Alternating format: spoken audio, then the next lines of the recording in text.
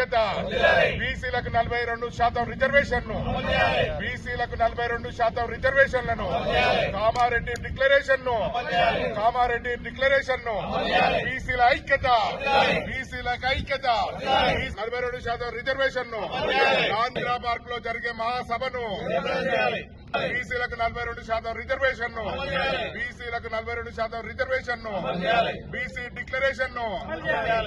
Declaration స్థానిక సంస్థల్లో 42% రిజర్వేషన్లు జై బీసీ జై బీసీ వద్దిల్లాలి బీసీల ఐక్యత వద్దిల్లాలి బీసీల ఐక్యత జయప్రదం చేయండి ఇందిరా పార్క్ వద్ద జరిగే బీసీ మహాసభను జయప్రదం చేయండి ఇందిరా పార్క్ వద్ద జరిగే బీసీ మహాసభను 42% రిజర్వేషన్ బీసీల రిజర్వేషన్ అమలు పరిచినాకనే బీసీలకు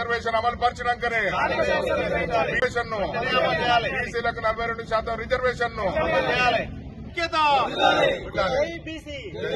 ఈ దేశంలో మహిళలకు విద్య ఎంత అవసరమో చెప్పినటువంటి సావిత్రిబాయి పూలే గారి జయంతి 3వ తారీఖున్నది. ఆ జయంతిని పురస్కరించుకొని మరి కవితక్క గారి ఆధ్వర్యంలో ఇందిరా పార్క్ దగ్గర మరి పెద్ద సభను ఏర్పాటు చేయడం జరిగింది. ఈ సభ యొక్క ఉద్దేశం ఏంటంటే ఎలక్షన్లకు ముందు మరి కాంగ్రెస్ పార్టీ కామారెడ్డి డిక్లరేషన్ చేసింది. ఆ డిక్లరేషన్ ప్రకారం 42% రిజర్వేషన్ ను బీసీలకు స్థానిక సంస్థల్లో ఇంప్లిమెంట్ చేస్తామని చెప్పడం జరిగింది. అందులో భాగంగా కులగణన చేసిర్రు. కానీ కులగణన జరిగినాక కూడా మాకు కాంగ్రెస్ పార్టీ మీద నమ్మకం లేదు.